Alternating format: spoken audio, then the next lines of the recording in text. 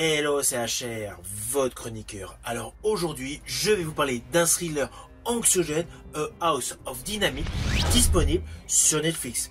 Alors je vous le dis tout de suite, ce film m'a laissé perplexe. Naturellement, je vais vous dire pourquoi. Mais avant cela, n'oubliez pas, pour ceux qui ne sont pas abonnés, pensez à le faire, pensez à la petite cloche pour les notifs, et surtout, le plus important pour moi, vos commentaires.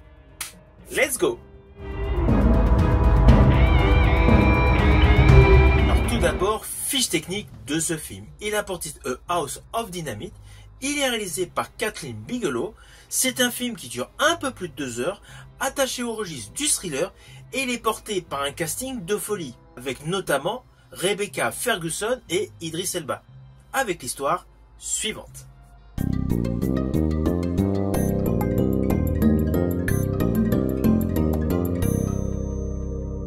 Naturellement, je vais vous le faire de manière simplifiée.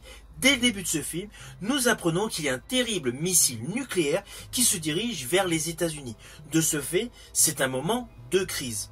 Et du coup, le film nous présente essentiellement 3 axes de perception de ce danger. La salle de crise de la Maison-Blanche, le centre de commande militaire et naturellement le ressenti du président. Implicitement, il y a une tension constante du début jusqu'à la fin.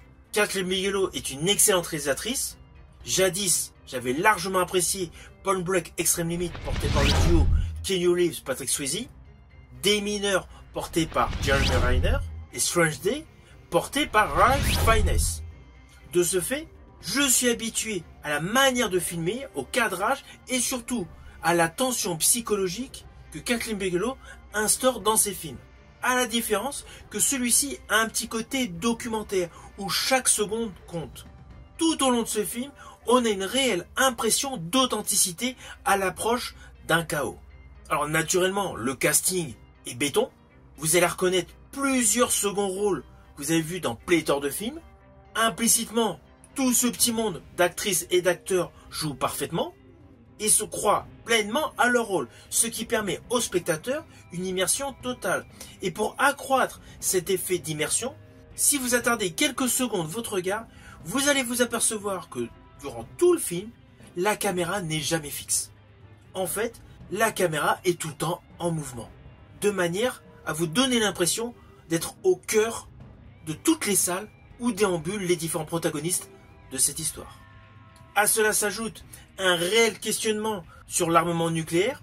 Est-ce qu'on doit le stopper? Est-ce qu'on doit le développer plus? Est-ce qu'on doit détruire nos missiles? Tout le film pose une réelle question là-dessus. Car c'est indéniable, ce film n'est pas uniquement un film catastrophe, c'est essentiellement un drame politique. Alors ça, c'est le côté qui est plutôt bon dans ce film. Mais ce qui m'a laissé perplexe, déjà, c'est le choix des 3 timelines, pour vivre tout simplement les différents points de vue. Cela reste un petit peu perturbant, surtout pour un film où il y a pléthore de dialogues. En fait, à un moment précis dans le film, on n'a pas du tout l'impression d'avancer. L'autre chose qui m'interpelle, c'est qu'au jour d'aujourd'hui, où la totalité de le ciel est contrôlée par les grands de ce monde, partir dans l'hypothèse qu'on ne sait pas d'où vient un missile. Perso, j'ai eu du mal à croire à cet état de choses. Du coup, cela m'a gâché une bonne partie du film. Car on va pas se mentir, nous savons très bien au jour d'aujourd'hui que chaque centimètre carré de la planète est filmé et sous un contrôle. De ce fait, cette notion m'a laissé perplexe. Et alors, ce qui m'a vraiment dérouté dans ce film, c'est le final. Je ne vais pas vous le dire si vous n'avez pas vu le film, mais le final m'a totalement déçu. On va pas se mentir. Ce genre de fin pour un film, surtout avec un script aussi dramatique, c'est décevant. Parce que là, tout le monde peut partir dans des chimères. Et je trouve cela absurde. Alors oui, je me doute qu'il y a pléthore de personnes qui vont adorer ce final. Mais moi, malheureusement, je fais partie de ceux qui n'ont pas aimé le final. Implicitement, cela rebondit sur la totalité du film. Déjà, son côté découpage, avec ses 3 timelines, cela me perturbe. Le final m'a gâché le plaisir. De ce fait, je ne dirais pas que c'est un film décevant, un film naze. Kathleen Bigelow est une excellente réalisatrice. En plus, j'aime pléthore de ses films.